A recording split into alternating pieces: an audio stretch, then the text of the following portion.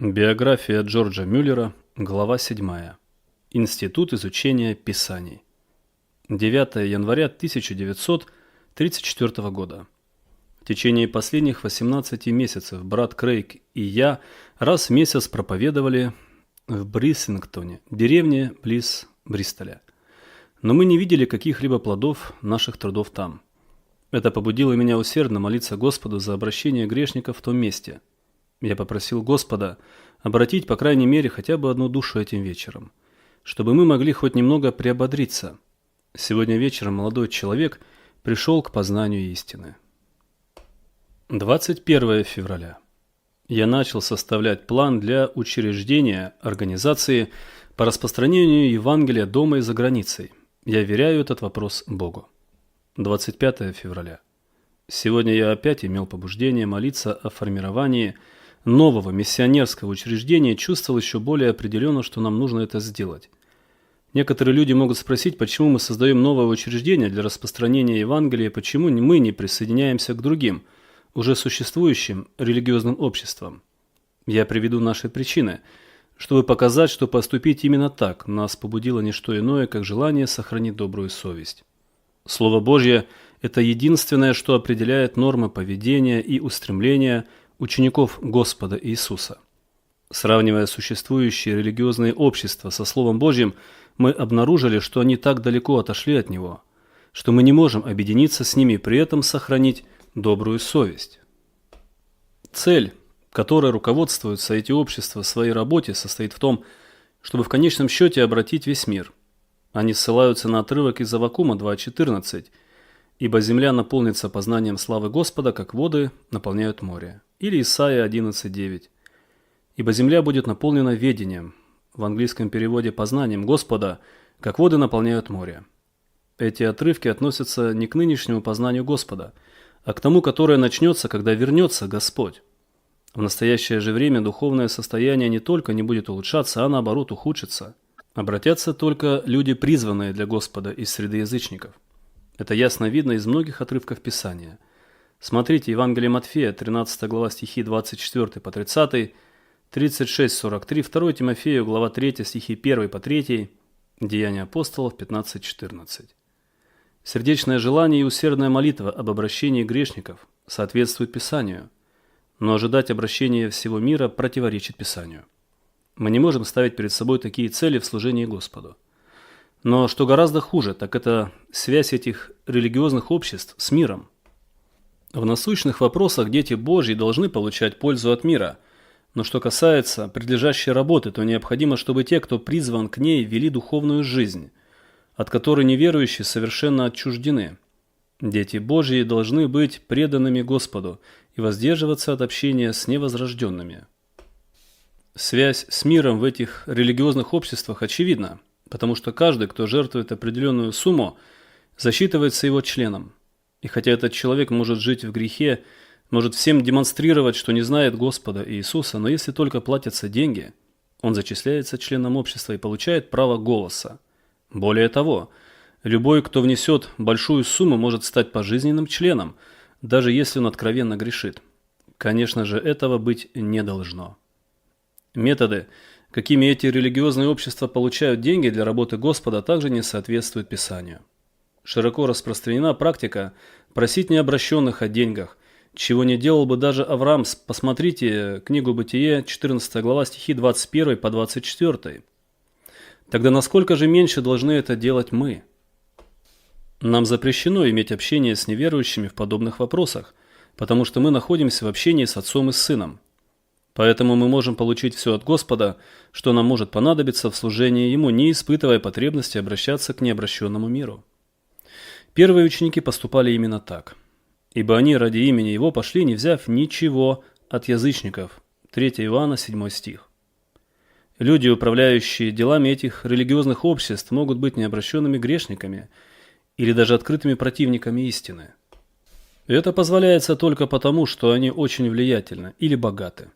Я не знаю ни одного случая, чтобы они приглашали вести собрание бедного, но мудрого и опытного слугу Христова.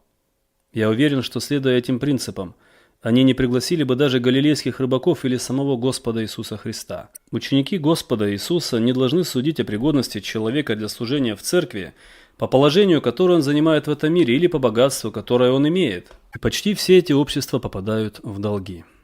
Очень редко можно прочитать отчет любого общества, чтобы не обнаружить, что они потратили больше, чем получили. Это противоречит и духу, и букве Нового Завета.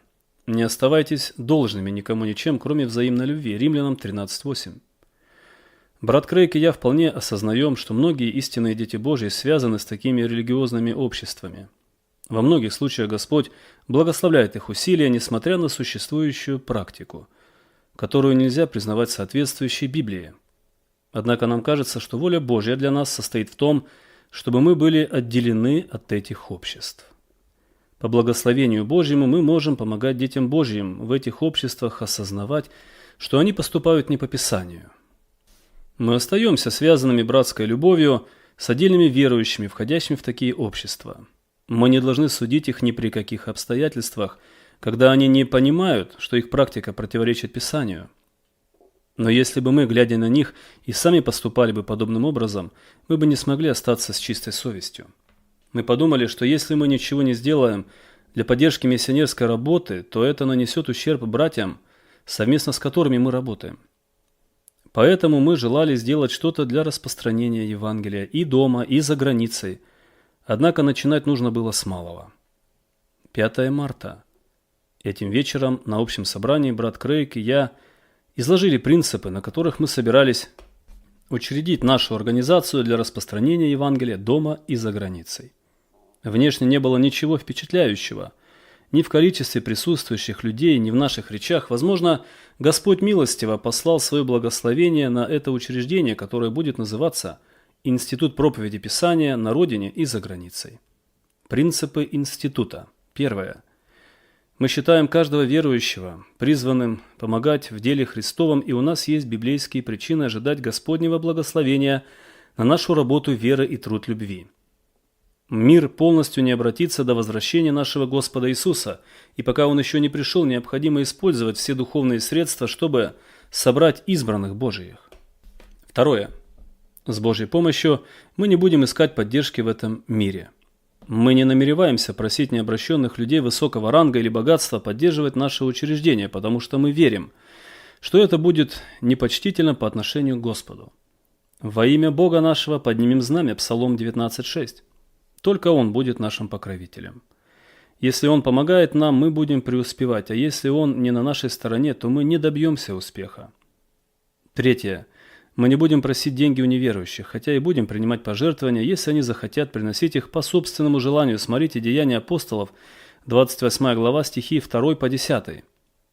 Мы отказываемся от помощи неверующих в делопроизводстве и управлении институтом. Смотрите 2 Коринфянам, 6 глава, стихи 14 по 18. Мы никогда не будем стремиться расширять поле деятельности за счет того, чтобы делать долги, а затем обращаться за помощью к церкви. Это противоречит и букве, и духу Нового Завета. В тайной молитве с помощью Божией мы будем возлагать нужды учреждения на Господа и поступать по Божьим наставлениям. Шестое. Мы не будем оценивать успех нашего института суммой пожертвованных денег или количеством распространенных Библий, а лишь благословением Господа на эту работу. «Не воинством и не силой, но духом моим, говорит Господь Саваоф». Захария 4:6. Мы предвкушаем, что Его благословение пропорционально нашему ожиданию Его в молитве.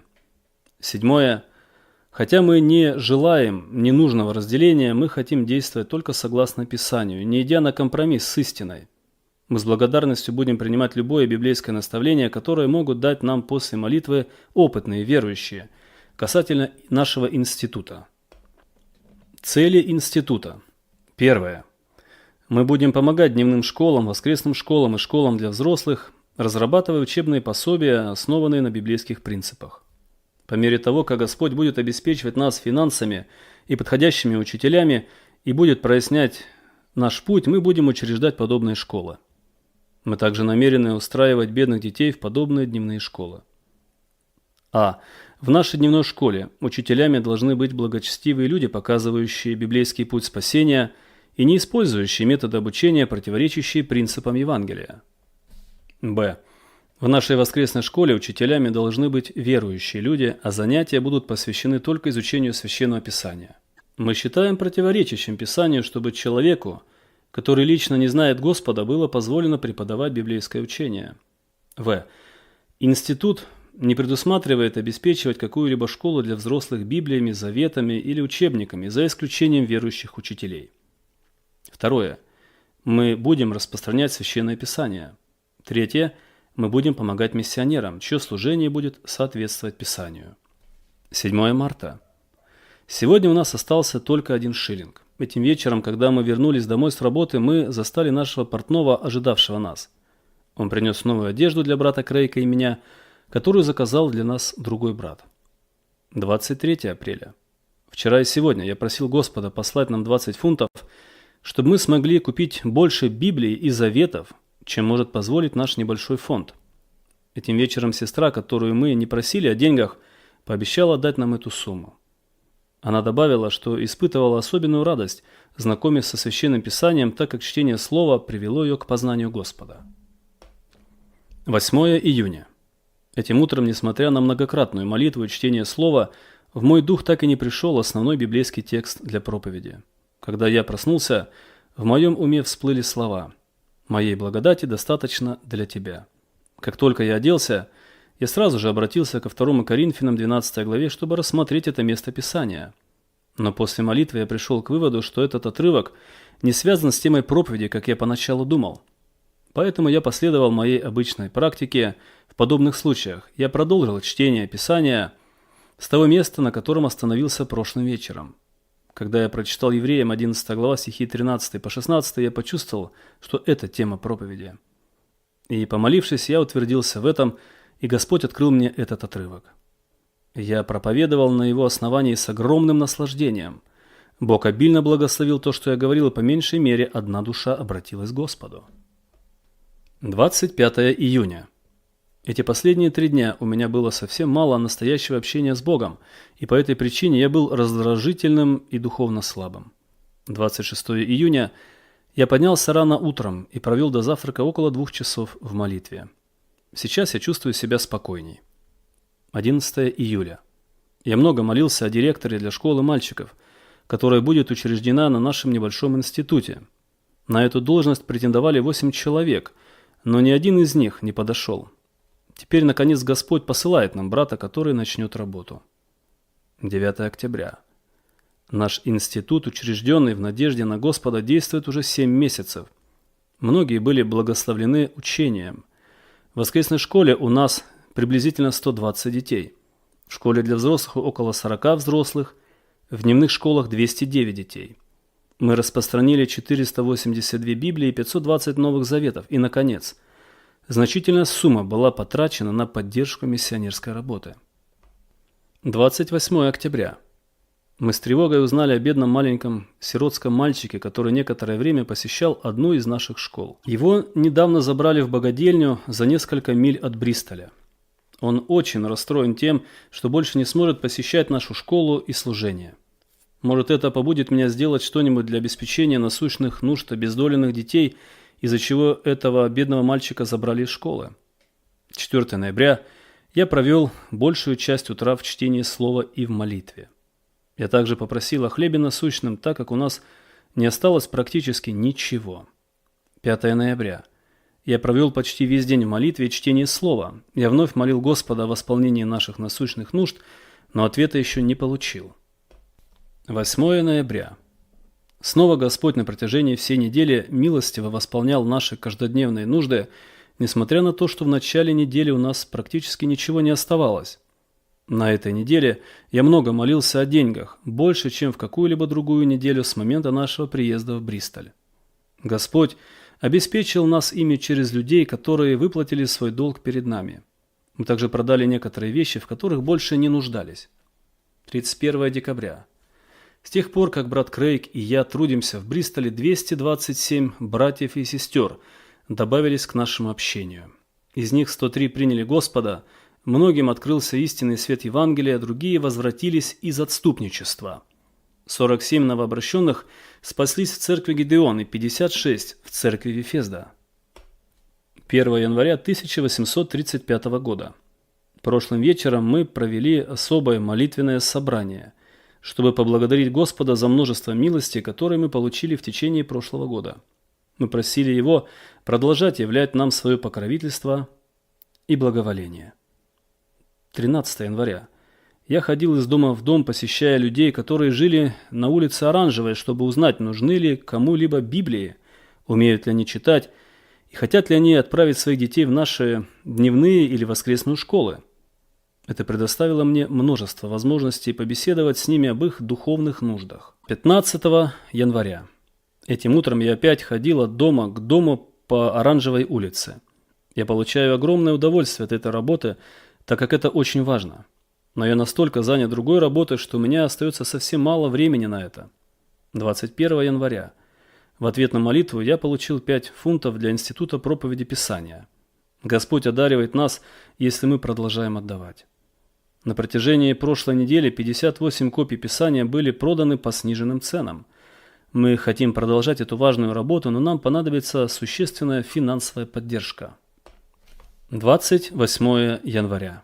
За эти последние несколько дней я много молился о том, хочет ли Господь, чтобы я поехал миссионером в Восточную Индию. Я готов поехать, если Он захочет использовать меня на этом пути. 29 января я чувствовал особое вдохновение молиться о миссионерской поездке в Калькутту. Пусть Господь ведет меня в этом. 25 февраля. Во имя Господа и только благодаря Его поддержке мы учредили и сегодня открыли школу для бедных детей с 5-дневными занятиями в неделю. На данный момент у нас есть 2 школы для мальчиков и 3 для девочек. 3 июня. Сегодня мы провели открытое собрание, посвященное работе Института проповеди Писания на родине и за границей. За последние 15 месяцев мы смогли дать знания обездоленным детям, распространить Священное Писание и оказать помощь в миссионерских трудах. На протяжении этого времени, несмотря на постоянное расширение поля деятельности и на то, что иногда наши запасы истощались, Господь не позволил работе остановиться. Мы учредили школы с 3-дневными занятиями в неделю и поддержали 2 другие благотворительные дневные школы, которые в противном случае были бы закрыты за недостатком финансов.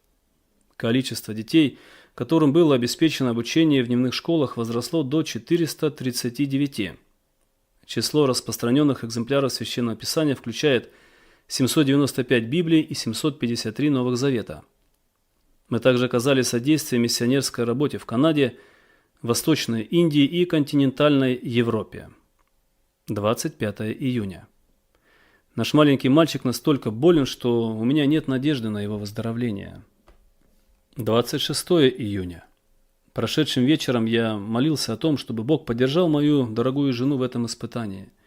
2 часа назад наш малыш пошел к Господу, чтобы быть с ним вечно. Я полностью осознаю, что драгоценному младенцу намного лучше быть с Господом Иисусом, чем с нами, и когда я рыдаю, то рыдаю к утешению. 18 июля. Несколько дней я ощущаю слабость в груди. Сегодня я чувствую ее больше, чем раньше, и думаю, что будет мудро воздержаться на следующей неделе от любых особых служений и проповедей.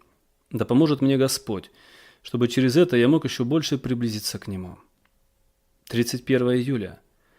Сегодня бывший служитель подключился к нам и начал ходить от дома к дому, проповедуя истину как местный миссионер. Это была помощь истина от Бога. Брат Крейг из-за болезни в последние несколько месяцев не мог трудиться в школах и в распространении Писания. Моя слабость увеличилась, поэтому я должен был полностью отказаться от работы. Как же милостиво было со стороны Господа послать нам брата, чтобы работа могла продолжаться. 24 августа. Я чувствую очень большую слабость, и от этого страдаю больше, чем от самого недуга. Должен ли я уехать из Бристоля на какое-то время? У меня нет денег, чтобы поехать на лечение. Сестра из деревенской местности пригласила меня приехать на неделю. Возможно, я приму приглашение и поеду туда завтра. 26 августа. Сегодня мне передали 5 фунтов, чтобы я мог поехать на лечение. 29 августа. Сегодня я получил еще 5 фунтов на те же цели. 30 августа. Сегодня первое воскресенье со дня нашего приезда в Бристоль, когда я не смог проповедовать по причине болезни. Насколько сострадателен Господь, так укреплявший меня все эти годы, Еще 5 фунтов послали мне сегодня. Господь так внимателен, что даже обеспечивает меня деньгами на поездку из Бристоля.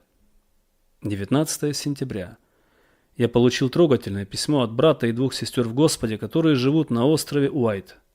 Они пригласили меня приехать и провести с ними некоторое время. Кроме того, они написали, что многократно молились об этом и пришли к убеждению, что я должен приехать. Господь милостиво обеспечил нас деньгами, так что я и моя семья можем поехать на отдых, в котором мы так нуждаемся. 29 сентября. Прошлым вечером, пожелав доброй ночи семье, я хотел на этот раз сразу же лечь в постель. Слабость в теле и холодный вечер искушали меня больше не молиться. Однако Господь помог мне преклонить колени перед Ним. Прошло не так много времени в молитве, как вдруг Его Дух засиял во мне и дал мне такой дух молитвы, какого я не испытывал на протяжении многих недель. Он милостиво возродил свою работу в моем сердце. Я наслаждался этой близостью к Богу и горячо молился более часа. Моя душа жаждала такого сладкого переживания много недель. Впервые за время моей болезни я усердно просил Господа восстановить мое здоровье. Сейчас я жажду вернуться к работе в Бристоле, но не хочу проявлять поспешность. Господь еще будет укреплять меня для этого. Я отправился спать необыкновенно счастливым и проснулся этим утром в особом покое. Перед завтраком я более часа пребывал в настоящем общении с Господом. Пусть Он по своей милости сохранит это состояние сердца в Его наиболее недостойном ребенке. 15 ноября. Мы в сохранности прибыли в Бристоль. На прошлой неделе мы многократно молились о работе Института библейской истины, и в особенности о том, чтобы Господь дал нам средства продолжать и даже расширять работу. Вдобавок я попросил о восполнении моих собственных нужд, и Он милостиво ответил на обе просьбы. Да даст Он мне благодать все более и более доверять Ему. Глава 8. Проверка верности Божьей. 21 ноября. Сегодня в моем сердце возникла мысль не просто думать об учреждении сиротского приюта, а приступить к составлению планов. Я провел много времени в молитве в поисках воли Господа в этой ситуации. 23 ноября. Господь в ответ на молитву послал мне около 50 фунтов. Я просил всего 40. Это меня очень ободрило и усилило желание размышлять и молиться еще больше об учреждении сиротского приюта. 25 ноября. Вчера и сегодня я снова провел много времени в молитве о сиротском приюте. Я убежден, что это желание от Бога, доведет Он меня в этом своей милостью. Есть несколько причин, по которым я желаю учредить сиротский приют. Одна из вещей, в которых дети Божьи больше всего нуждаются, это укрепление их веры. Я посетил брата, который занимался торговлей и работал по 14-16 часов в сутки. Он был болен, упал духом и не испытывал радости в Боге. Я сказал ему, что нужно меньше работать, чтобы не подрывать свое здоровье. Он мог бы укрепляться во внутреннем человеке, оставляя время для изучения Слова Божьего, размышления над ним и молитвы. Он ответил мне: «Но если я буду меньше работать, то не смогу обеспечить мою семью. Даже сейчас, когда я так много работаю, мне едва хватает». Он не доверял Богу и в действительности не верил в истину слова. Ищите прежде Царства Божьего и праведности Его, и это все приложится вам. Матфея 6:33. Я объяснил ему: «Мой дорогой брат, не твоя работа обеспечивает твою семью, а Господь. Он кормил тебя и твою семью, когда ты вообще не мог работать из-за болезни. Он наверняка обеспечил бы тебя и твою семью, если бы ради того, чтобы питать своего внутреннего человека, ты работал на несколько часов меньше, оставляя больше времени для отдыха. Ты начинаешь работать, отведя всего несколько минут для поспешной молитвы. Ты уходишь с работы вечером и намереваешься немного почитать Слово Божие, но к тому времени ты уже слишком изможден в теле и разуме, чтобы наслаждаться Писанием. Часто читая Библию или преклонив колени в молитве, ты засыпаешь». Брат признал, что это правда. Он согласился, что мой совет был хорошим, но по выражению его лица я мог сказать, что он подумал: как же я сведу концы с концами, если последую этому совету? Я страстно желал иметь что-нибудь такое, что я мог бы предъявить брату как видимое доказательство того, что наш Бог и Отец является таким же верным Богом, каким Он был всегда. Он готов, как всегда, доказать, что Он живой Бог для всех, кто уповает на Него. Иногда дети Божьи боятся состариться и достичь возраста, когда они уже не смогут работать. Если я показываю им, как их Небесный Отец всегда помогал тем, кто верил Ему, они уже могут не говорить, что времена изменились. Но очевидно, что они не знают Бога как живого Бога. Я страстно желал донести истину детям Божьим, чтобы они могли понять, что даже в тяжелые времена Он не покидает тех, кто на Него уповает. Христианские бизнесмены, ведя свой бизнес так же, как это делают необращенные люди, страдают духовно, испытывают угрызения совести. Конкуренция, плохие времена и перенаселенность городов приводятся ими как причины, почему бизнес, который ведется согласно Слову Божьему, не может преуспевать. Только некоторые люди имеют святую решимость доверять Богу живому и зависеть от Него, чтобы сохранить добрую совесть. Я хочу показать этим людям, что Бог верный, и что Ему можно безоговорочно доверять. Некоторые люди занимаются деятельностью, при которой они не могут сохранять добрую совесть, но они боятся оставить свое занятие, чтобы не остаться безработными. Я страстно желаю укрепить их веру, утверждая, что обещания, данные Богом в Его Слове, о Его готовности и способности помочь тем, кто Ему доверяет, истины. Я знаю, что одного Слова Божьего должно быть достаточно. Но, приводя моим братьям видимое доказательство неизменной верности Господа, я мог бы укрепить их в вере. Я хочу послужить Церкви тем даром, который я обрел по Его милости. Это способностью признавать истинным Слово Бога и полагаться на Него. Самым лучшим способом в этом отношении, как мне кажется, будет устройство сиротского приюта. Это то, что можно будет воочию увидеть. Если я, бедный человек, только благодаря молитве и вере получу, не прося ни у одного человека, финансы для создания и поддержания сиротского приюта, это может укрепить веру детей Божьих. Это может быть также свидетельством реальности Бога и Его дел для необращенных. Этот мотив – важнейшее основание для учреждения сиротских приютов. Я действительно желаю, чтобы Бог употребил меня в помощи нуждающимся детям и в наставлении их путям Божьим. Но начальная цель работы состоит в том, чтобы был возвеличен Бог, потому что сироты под моей опекой будут обеспечены всем необходимым только через молитву и веру. Каждый увидит, что Бог верен и слышит молитвы. 28 ноября. На этой неделе я каждый день молился о сиротском приюте, умоляя Господа убрать любую мысль об этом, если это предприятие не от Него. Многократно исследовав мотивы моего сердца, я убежден, что это от Бога. 2 декабря. Брат Крейг и я говорили о сиротском приюте. Я хотел, чтобы он указал мне на возможные неправильные мотивы моего сердца или привел какие-либо библейские причины, по которым я не мог бы этим заниматься. Единственная причина, по которой я мог бы сомневаться, от Бога ли, чтобы я начал эту работу, это множество обязанностей, которые я уже имею. Но если это предприятие от Бога, то Он в надлежащее время пошлет подходящих людей с тем, чтобы это служение забирало у меня сравнительно мало времени. Брат Крейг очень воодушевил меня на эту работу. Сегодня я предпринял первый шаг и объявил публичное собрание на 9 декабря. Братья хотят услышать мои соображения о сиротском приюте, а я хочу еще более отчетливо познать волю Господа в этом. 5 декабря. Вот место Писания, которое сегодня ожило во мне. «Открой уста твои, и я наполню их». Псалом 80, стих 11. Дух побудил меня связать это слово с сиротским приютом, и я попросил у Господа 1000 фунтов на здание, а также помощь людям, которые бы заботились о детях. 7 декабря. Сегодня я получил первый шиллинг на сиротский приют. 9 декабря. Этим днем нам подарили первую мебель – огромный платяной шкаф. Из-за забот о сиротском приюте я чувствовал себя духовно подавленным, но как только я начал проповедовать на вечернем собрании, сразу же получил поддержку от Бога. После собрания мне дали 10 шиллингов. Пожертвования не собирались, и никто, кроме меня, не выступал. Собрание ни в малейшей степени не было направлено на то, чтобы затронуть человеческие эмоции и получить поддержку. После собрания одна сестра предложила свою кандидатуру для работы.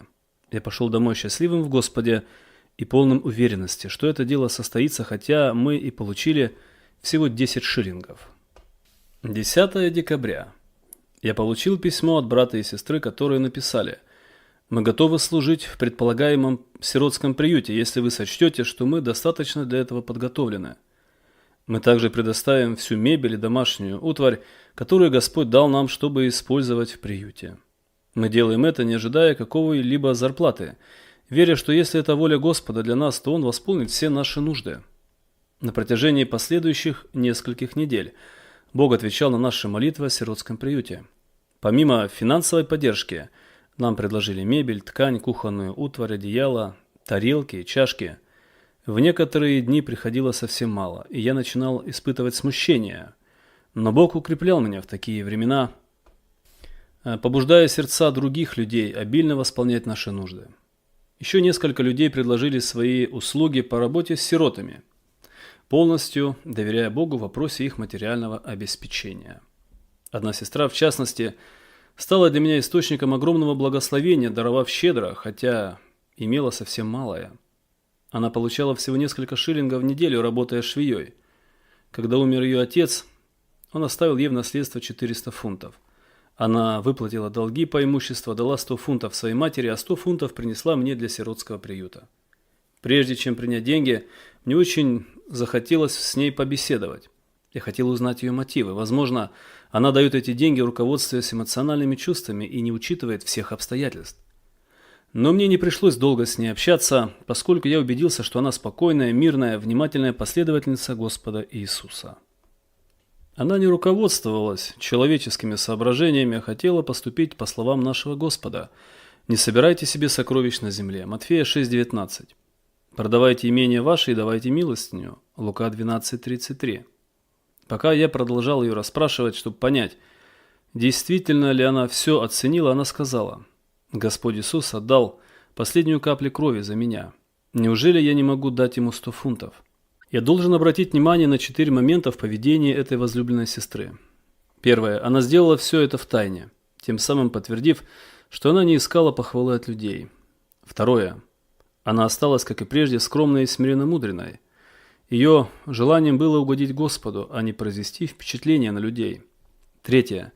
Все то время, пока у нее было это сравнительное изобилие, она не поменяла место жительства, одежду или образ жизни. Внешне она во всем оставалась простой рукодельницей для Господа. И четвертое.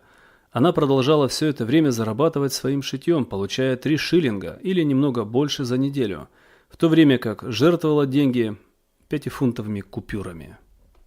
Наконец, за несколько лет до смерти у нее закончились все ее деньги. Она оказалась в полной зависимости от Господа, и Он никогда не оставлял ее до последнего мгновения ее земной жизни. Ее тело ослабевало, поэтому она почти не могла работать, но Господь обеспечил ее всем необходимым, несмотря на то, что она никогда никого ни о чем не просила. К примеру, сестра из нашей общины посылала ей необходимые средства к существованию. Она была полна благодарности, всегда восхваляя Господа. 2 апреля 1836 года. Этот день был посвящен молитве и благодарению за открытие сиротского приюта. Несколько братьев молились утром, а брат Крейг проповедовал из последних стихов 19-го псалма. Я обратился с речью к сиротам и к детям дневной и воскресных школ, а вечером мы провели еще одно молитвенное собрание. В сиротском приюте живет теперь 17 детей. 16 мая. Несколько недель наш доход был достаточно низким. Несмотря на то, что я много раз в молитве просил Господа дать нам возможность оплатить налоги, ответ не приходил. Господь пошлет помощь в надлежащее время. В последнее время один вопрос особо тревожил нас, более, чем все наши повседневные заботы. Мы едва могли облегчать бедственное состояние святых, нуждавшихся в помощи. Мне выдавали 7 фунтов и 12 шиллингов. Это была часть добровольных пожертвований, которая причиталась мне. Вчера были пожертвованы еще 2 5-фунтовые купюры, одна для брата Крейга, вторая для меня. Так что Господь вновь обеспечил нас и ответил на наши молитвы, не опоздав ни на час. Время выплаты налогов еще не истекало. Да наполнит Он мое сердце признательностью за это недавнее избавление. Пусть Он даст мне способность еще больше доверять Ему и терпеливо дожидаться Его помощи. Глава 9. Расширение служения. 18 мая 1836 года. Господь увенчал молитвы Его слуги, касавшиеся учреждения сиротского приюта, огромным успехом. Я молил Господа о том, чтобы по Его милости у нас был дом для приюта, переданный в качестве дара или предоставленный во временное пользование, или же предложенный в оплаченную аренду. Более того, я просил, чтобы он дал мне 1000 фунтов для работы, а также подходящих людей, которые бы заботились о детях. День или два спустя я попросил, чтобы он вложил в сердце своего народа посылать мне предметы мебели и одежду для детей. В ответ на эти прошения пришло множество мебели, одежды и еды. В качестве возможного дара назывался дом, а несколько человек предложили заботиться о детях. Также были пожертвованы различные суммы денег, начиная от 100 фунтов и кончая полпенни. Все перечисленные дары пришли в ответ на молитву. Я не просил людей ни о чем из этого. Я не говорил о наших нуждах не потому, что не был уверен в братьях или сомневался в их любви к Господу, и только хотел более отчетливо видеть руку Божию. Я приносил перед Господом даже мельчайшие подробности нужд сиротского приюта, осознавая свою слабость и неведение. Единственное, о чем я никогда не молился, так это о том, чтобы Господь послал побольше детей. Я считал само собой разумеющимся, что обращений будет предостаточно. Пришло назначенное время, а ни одно заявление не было подано. Это обстоятельство заставило меня низко склониться перед моим Богом в молитве и еще раз исследовать мотивы моего сердца. Я по-прежнему мог сказать, что моя главная цель – это Его слава, чтобы другие могли увидеть, что доверие живому Богу – это не простая, не пустая трата времени. Продолжая молиться от сердца, я наконец мог сказать, что буду радоваться, когда Бог будет возвеличен в этом вопросе, даже если весь план будет сведен к нулю. Но по-прежнему мне казалось, что учреждение и процветание сиротского приюта принесет больше славы Богу. Тогда я сердечно попросил его послать заявки на прием сирот. Теперь я наслаждался мирным состоянием сердца в этом вопросе и более чем когда-либо был уверен, что Бог устроит это дело. Буквально на следующий день поступило первое заявление, и за короткое время было подано еще 43. Я снял в аренду дом, который наиболее всего подходил по своей площади и невысокой цене. Мы решили набирать детей в возрасте от 7 до 12 лет. Но когда мы получили 6 представлений на детей от 4 до 6 лет, нам пришлось и формально, и молитвенно решать вопрос о том, принимать ли этих детей, пока были свободные места. В конце концов, я решил принимать маленьких девочек, которым было меньше 7 лет. В сиротском приюте нуждались также и мальчики до 7 лет. Нам прислали одежду даже для маленьких мальчиков. Так как Господь сделал превыше всего, что я мог бы ожидать, я решил начать сиротский приют для малышей. 3 июня. С 16 мая и до сего дня я не выходил из дома и некоторое время был прикован к постели из-за болезни. Почти каждый день в течение этого времени у меня была возможность писать повествование о делах Господних в моей жизни. Моим величайшим желанием было написать это ради опубликования, однако помехой этому был недостаток времени. Сейчас болезнь принесла покой в мой разум и дала свободное время, так как я был ограничен домом. Я написал более 100 страниц. 14 июня. Этим утром мы молились о школах и о распространении Писания. Помимо благословения на работу, мы также попросили Господа о необходимых финансах. До 1 июля должна быть внесена арендная плата за классные комнаты, и еще понадобится более 40 фунтов, чтобы продолжить распространение Писания, выплатить зарплаты учителям и покрыть другие расходы. На все эти нужды у нас есть только 7 фунтов. Я также молюсь о приходе 1000 фунтов для сиротского приюта. 21 июня. На прошлой неделе через пожертвования Господь послал нам сумму, необходимую для оплаты аренды 2 классных комнат. У нас даже оказалось на 5 фунтов больше, и вновь Господь ответил на наши молитвы. 28 июля. Опять мы не смогли бы выплатить ежедневную зарплату учителям, если бы Господь не помог нам сегодня. Этим вечером брат передал 8 фунтов, собранных его работниками, которые еженедельно по собственному Желанию выделяли по пени в наши фонды. Деньги накапливались в течение многих месяцев, и именно в это время, когда у нас была нужда, в сердце этого человека возникло желание принести их нам. 1 октября. Только благодаря поддержке Господа мы наняли брата в качестве директора шестидневной школы. Учитывая, что в последнее время поступило много заявлений, мы без колебаний открыли еще одну школу для мальчиков, в которой так нуждались. 5 октября. Мне передали 25 фунтов для Института библейских знаний. Господь уже послал средства на покрытие расходов школы для мальчиков на несколько месяцев вперед. 19 октября. Наконец я принял на работу сестру-хозяйку в сиротский приют для малышей. До этого дня я никак не мог найти человека, который бы подходил на эту роль, несмотря на то, что деньги для начала этой работы имелись.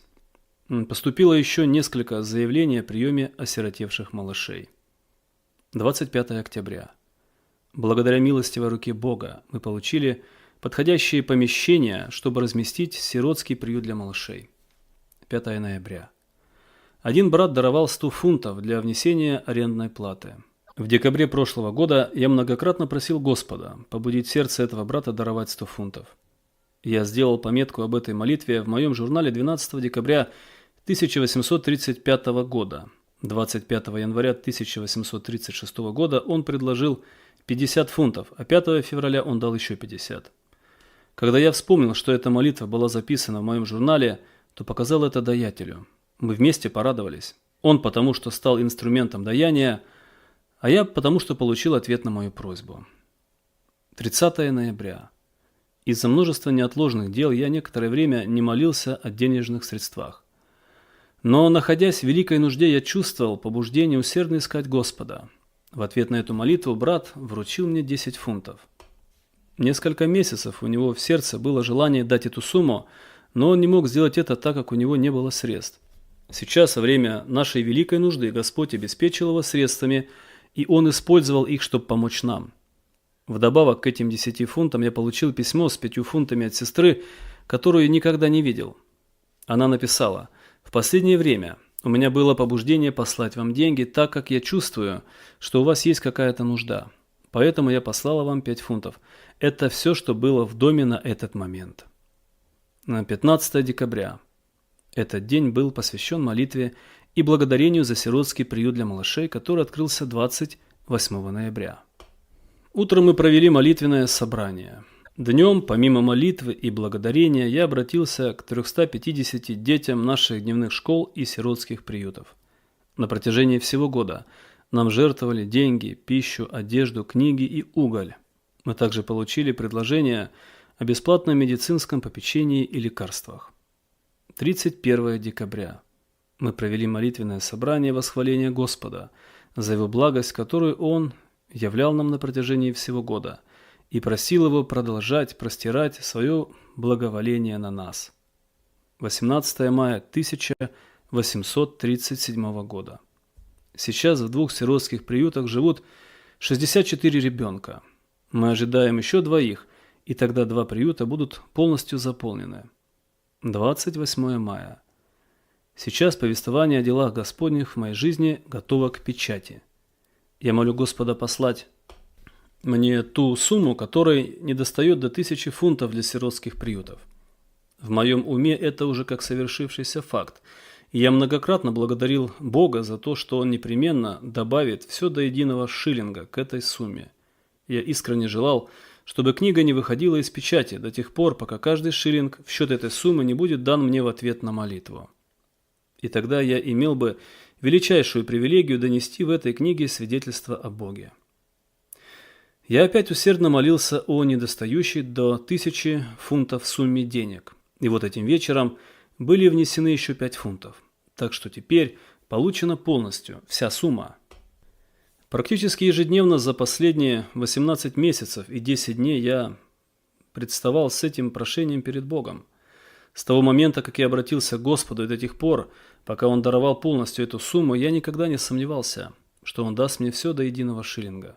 Часто я прославлял Его в уверенности, что Он обязательно дарует мне просимое. Молясь, мы должны верить, что получим. как об этом сказано в Евангелии от Марка 11:24. «Все, чего не будете просить в молитве, верьте, что получите, и будет вам». Господь слышит мои молитвы, и я верю, что Он дает мне особый дар веры в Его обетование. В этом городе очень нужен сиротский приют для мальчиков свыше 7 лет. Без него мы не знаем, куда устраивать маленьких мальчиков из сиротских приютов для малышей, когда они становятся старше 7 лет. Поэтому я планирую организовать сиротский приют примерно для 40 мальчиков старше 7 лет. 12 июля. Сейчас прошло уже 3 года и 4 месяца с тех пор, как брат Крейг и я начали делиться Евангелием в школах, распространять Священное Писание и помогать миссионерам. За это время мы раздали 4030 экземпляров Писания и учредили 4 дневных школы для бедных детей. В дневных школах прошли обучение 1119 детей, и 353 ребенка находятся сейчас в этих дневных школах с 6-дневным обучением. Помимо этого были обеспечены всем необходимым воскресная школа и школа для взрослых. Мы оказали поддержку миссионерской деятельности в Восточной Индии, Северной Канаде и Европе. Вдобавок к этому, Слово Божье было проповедано от дома к дому среди бедных стараниями Института библейских знаний. А 15 августа было опубликовано первое издание моей книги. 17 августа мы приняли еще 2 детей в сиротский приют для малышей. В младенческом сиротском приюте и приюте для девочек живут 66 детей. 2 сентября. Эти последние 3 дня я подыскиваю дом для мальчиков-сирот. Всем, кроме этого, мы обеспечены. В свое время Господь даст нам также и дом. 19 сентября. В моем сердце появилось особое ощущение того, что мне нужно больше отдыхать, хотя при этом и может пострадать служение. Мне следует так планировать свой день, чтобы я мог больше посещать людей. Потому что церковь без такого общения рано или поздно станет нездоровой церковью. Нам очень нужны пасторы и добровольные служители. 28 сентября. Долгое время я был очень занят. Вчера утром я провел около 3 часов в молитве и покое в молитвенном помещении церкви Гидеон. Я хотел проделать то же самое днем, но не успел я выйти из дома, как кто-то пришел поговорить со мной. Люди приходили один за другим, пока я не был вынужден уйти. То же самое продолжалось и сегодня. 16 октября. Уже давно брат Крейг и я поняли важность пасторских посещений.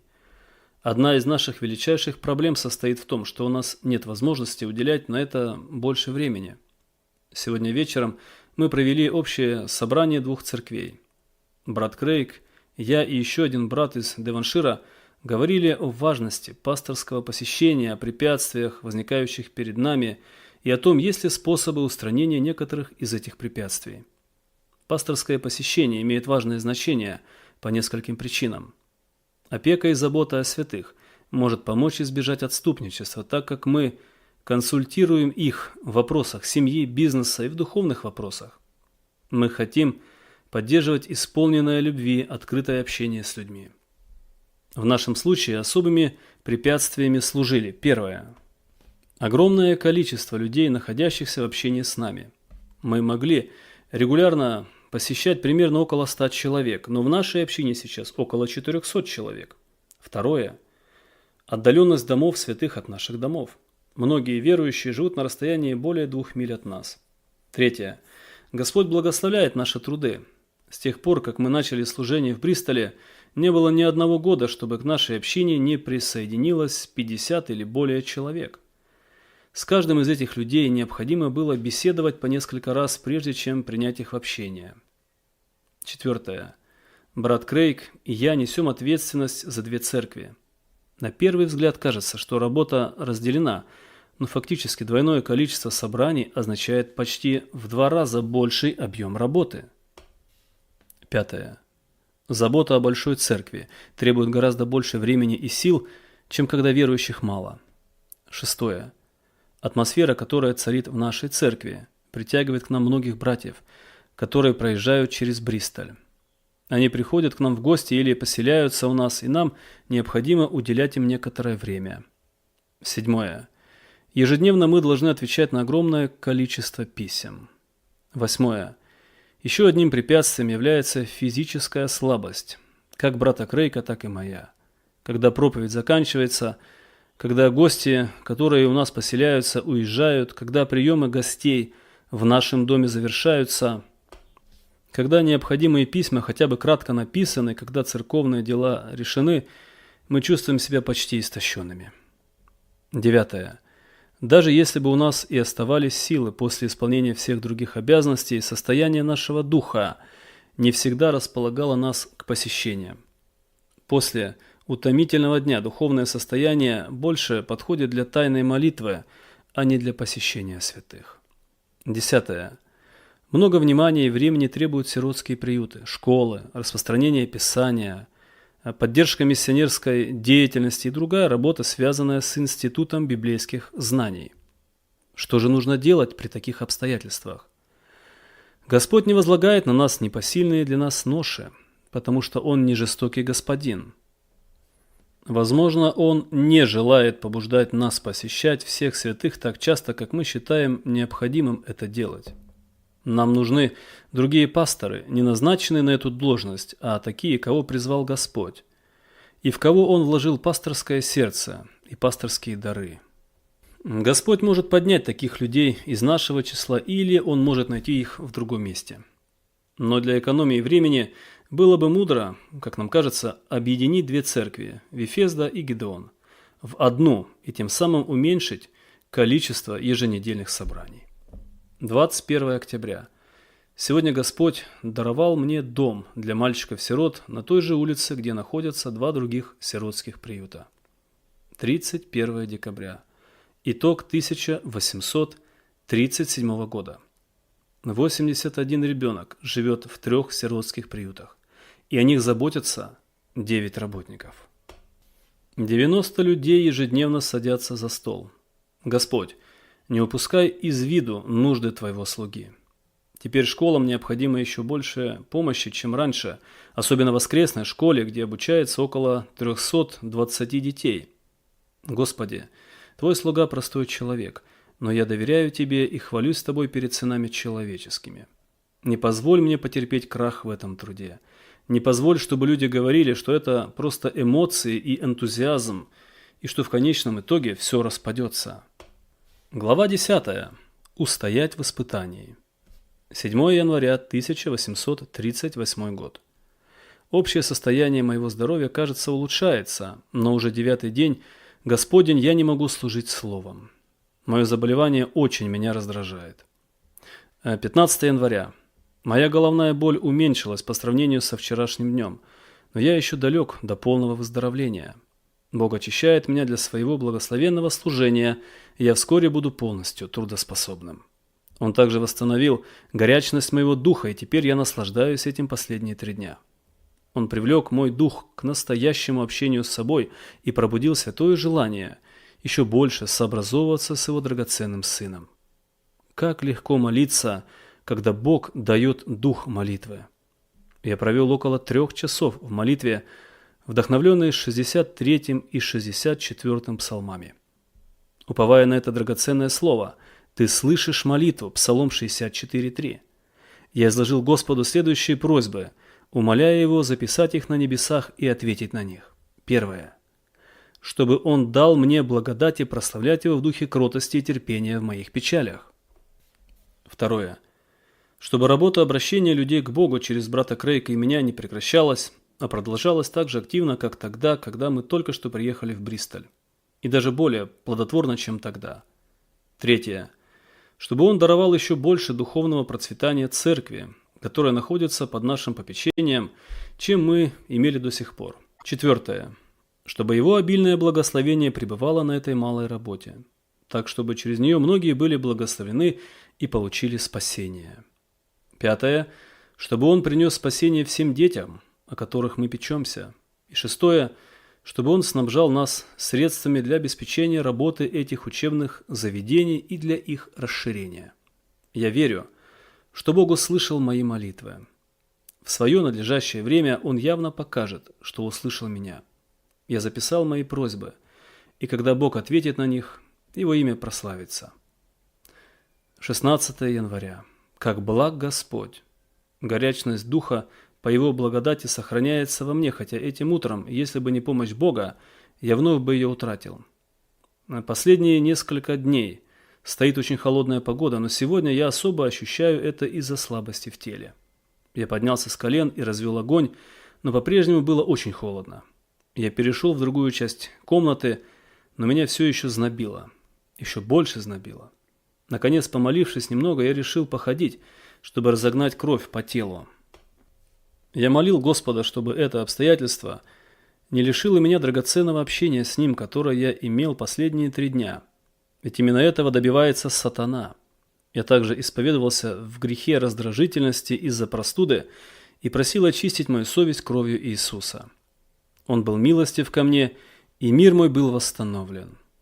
Когда я успокоился, то вновь начал искать Господа в молитве и получил беспрепятственное общение с Ним. 12 июля. Наши финансы сейчас сократились примерно до 20 фунтов, но благодарение Господу. Моя вера еще крепче, чем тогда, когда у нас были значительные суммы на руках. Ни разу с начала работы Бог не позволил мне разочароваться в Нем. Тем не менее, настоящая вера утверждается молитвой. Поэтому я молился вместе с директором сиротского приюта для мальчиков. Кроме моей жены и брата Крейка, он является единственным человеком, с кем я говорю о нашем финансовом положении. В то время, когда мы молились, нам привели сироту из Фрома. Какие-то верующие послали вместе с ребенком 5 фунтов. Таким образом, мы получили своевременный отклик на нашу нужду. Мы дали разрешение на зачисление в приют 7 детей и планируем принять еще 5. Несмотря на недостаток финансов, мы верим, что Бог будет восполнять наши нужды. 17 и 18 июля. В эти 2 дня мы провели особые молитвенные собрания с 6 до 9 вечера, на которых публично посвятили Господу сиротский приют для мальчиков. Сейчас наши финансовые возможности очень малы. Осталось всего около 20 фунтов, а в ближайшие несколько дней нам понадобится по крайней мере 30. Но я преднамеренно ничего не сказал о наших насущных нуждах, а только возносил Богу хвалу и говорил о щедрости, с которой наш милостивый небесный Отец, Отец всех сирот, обеспечивал нас. Когда Бог посылает помощь, Его руку явно можно различить. 2 июля. Я прогуливался в нашем небольшом саду, размышляя над словами в Евреям 13:8. Иисус Христос вчера и сегодня и вовеки тот же. Я размышлял о Его неизменной любви, силе и мудрости и молился о моих духовных и насущных потребностях. Внезапно мне пришли на ум нынешние нужды сиротских приютов. Я сказал себе: Иисус в своей любви и силе предоставил мне все, что было необходимо для сирот. В той же самой неизменной любви и силе Он и в будущем будет обеспечивать меня всем, что еще может понадобиться. Радость заполнила мою душу, когда я осознал неизменность нашего могущественного Господа. Где-то минуту спустя я получил письмо с приложенными к нему 20 фунтами. 29 августа. 16 верующих приняли крещение. В числе тех, кто крестился, был брат 84 лет и еще один, которому было за 70. Что касается последнего, то его верующая жена молилась за него 38 лет. Наконец, Господь ответил на ее молитвы о его спасении. 31 августа. Я ожидаю финансовой поддержки от Господа, поскольку отчет о расходах сиротского приюта для девочек показывает, что у нас нет возможности оплатить его содержание. Но Господь пока еще не послал помощь. Когда сестра-хозяйка приюта заговорила об этом, один из работников дал ей свои 2 фунта. 1 сентября.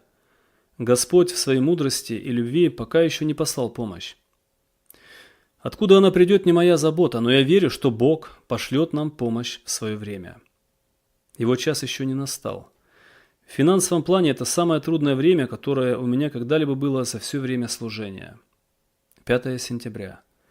Наш час испытаний продолжается. Господь милосердно дает нам все потребное на каждый день, но сейчас Он дает ровно к тому дню и почти даже к часу, когда у нас возникает нужда. Вчера не пришло ничего. Я снова и снова искал Господа вечером и сегодня, и мне кажется, что Он говорит: «Мой час еще не пришел». Я имею веру в Бога. Я верю, что Он непременно пошлет помощь. В последние несколько дней нам потребовалось много фунтов, а в руках нет ни пени.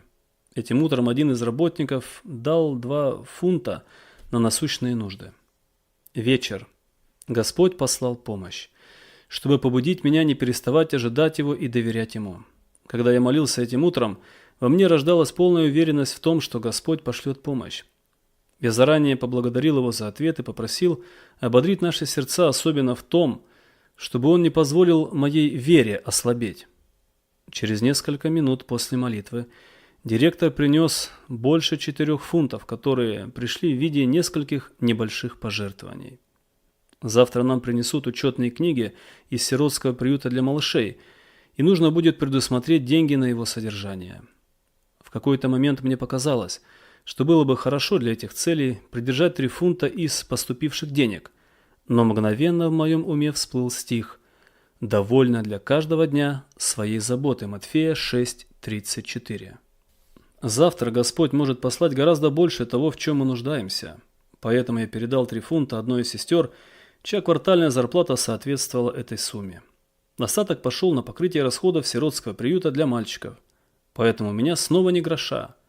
Моя надежда – Бог, и Он будет обеспечивать меня. 6 сентября. Из сиротского приюта для малышей принесли учетные книги, и сестра-хозяйка спросила, когда выдадут деньги на нужды приюта. Я ответил – завтра. Хотя на руках у меня не было ни пени. Где-то час спустя директор приюта прислал мне записку, в которой говорилось, что этим утром он получил 1 фунт и что вчера вечером другой брат послал 29 фунтов соли, 44 дюжины лука и 26 фунтов зерна. 7 сентября. Настало время прийти деньгам на нужды сиротского приюта для малышей, но Господь пока еще ничего не послал. Я отдал фунт, который пришел вчера, и 2 шиллинга и 2 пенса, которые положили в ящик в моем доме, доверяя благому Господу, что Он пошлет еще больше. 8 сентября. Мой драгоценный Господь пока еще не послал мне помощь. Вчера и сегодня я ходатайствовал перед Богом, приводя причины, почему Он должен соблаговолить послать помощь. Аргументы, которые я использовал, состоят в следующем. Первое. Я начал работу для славы Бога, чтобы сделать очевидным для всех доказательство того, что достаточно только молитвы, чтобы получить Божье обеспечение потребностей сирот. Он живой Бог и страстно желает отвечать на молитвы. Второе. Бог является отцом сирот, и как отцу ему доставляет радость восполнять их нужды. Смотрите Псалом 67, 6 стих. Третье. Я принял бездомных детей во имя Иисуса. Следовательно, в лице этих детей сам Господь был принят, накормлен и одет. Смотрите Марка 9, 36-37. Четвертое. Вера многих детей Божьих укреплялась благодаря этой работе. Если Бог удержит средства для будущего, то многие из тех, кто работал по вере, будут разочарованы. Если же служение будет продолжаться, то их вера сможет еще больше укрепиться. Пятое. Если Господь удержит средства, многие враги посмеются и скажут: «Мы знали, что этот энтузиазм закончится ничем». Шестое. Многие ненаученные или плотские дети Божьи почувствуют оправдание своим намерением поддерживать связь с миром в их служении. Они будут продолжать использовать небиблейские методы привлечения денежных средств, если Он не поможет мне. Седьмое. Бог знает, что я не могу обеспечить сиротских детей своими собственными силами, поэтому Он не позволит этому бремени долго лежать на моих плечах, не послав мне помощь. Девятое. Мои сотрудники в служении также уповают на Него. Девятое.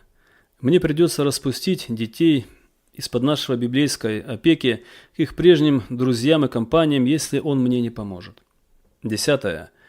Он может доказать неправоту тех, кто говорил: поначалу, пока служение еще молодое, можно рассчитывать на поддержку, но спустя некоторое время люди утратят интерес и перестанут его поддерживать.